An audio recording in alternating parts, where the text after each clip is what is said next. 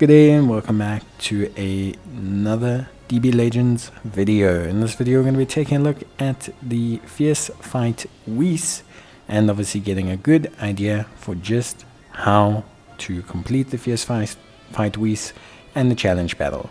Now if you are struggling, if you need help, and of course you are looking for a build for the challenge battle, I do show it at the end of the video, so just jump ahead until around about 6 minutes in. Now from there, basically just going to run through the event. So obviously you start off with the first stage. There are some missions and some other rewards to consider as well. So the missions for the event are very straightforward. The missions for the event are the standard kind of fierce battle missions. Things like, for example, of course, making sure that you raise the friendship of the unit, making sure that you do the battle bonus stage every couple of days, a whole bunch of things really. So yeah, I think like from that side, everything is quite straightforward. Of course, beyond that, I think most people don't struggle with these missions. You also get these special medals that you can exchange, mainly for the equipment, some energy, some skip tickets and such things that you maybe might need. But yeah, again, realistically, not too much that you should be struggling with. A lot of this is very simple and straightforward, so it shouldn't be anything too crazy. Now, beyond that, obviously you're looking to complete the challenge missions. So if you don't have a Whis unit, then of course it can be something a little bit more difficult to do. Without a Whis unit, there is always this consideration that you'll have to do the first stage without completing all the challenges, and that's okay. It's not the end of the world when you have to do that. It just takes a little bit more time. If you do have a Whis unit, you can use any Whis unit to complete the missions for the first stage and to complete any of the stages in general. There isn't a requirement to use specifically the Whis that is from this event. However, once you do finish the first stage, then you will finally be able to actually awaken or use the Fierce Fight Whis. You're going to need to train him and do his soul boost so that you can have the necessary level of strength to take on the rest of the stages. But I suggest you do this. There's no harm in doing this. It definitely will help out.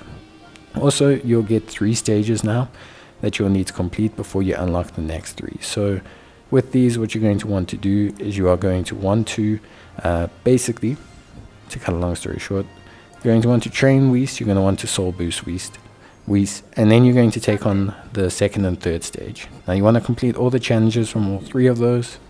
So once you've done those, you should be cleared out and ready to go. So like I say, soul boost him, train him, then go back, complete the challenges from stages 1, 2, and 3, which mainly consist of using 2 or less units, doing things like using a special move or a special skill with Whis.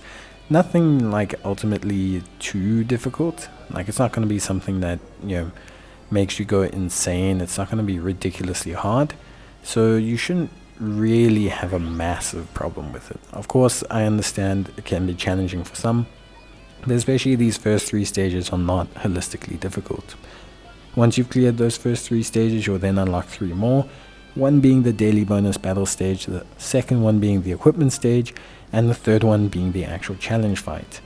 Now I'm showing you guys my team and everything that I'm using. It's all event exclusive units, just providing a boost basically, and we have Whis in the first slot. The equipment fight and the bonus fight are not too difficult. The equipment fight, to cut a long story short, is very straightforward. You can use Rising Rush, the bonus battle stage, you can use Rising Rush, you can use pretty much everything at your disposal, so it's not hard. It's just not a hard stage. The equipment fight, you do have some more challenges to face. Again, nothing too wild here, very similar to the missions you've just done. Maybe a little bit more challenging, but again, I don't see you having massive problems with this. It's just one of those things where you should be quite comfortable. If you've done the challenge stages before, you'll probably be pretty comfortable with this overall. So yeah, the equipment stage, nothing too wild. I do suggest finishing it and finishing the challenges though.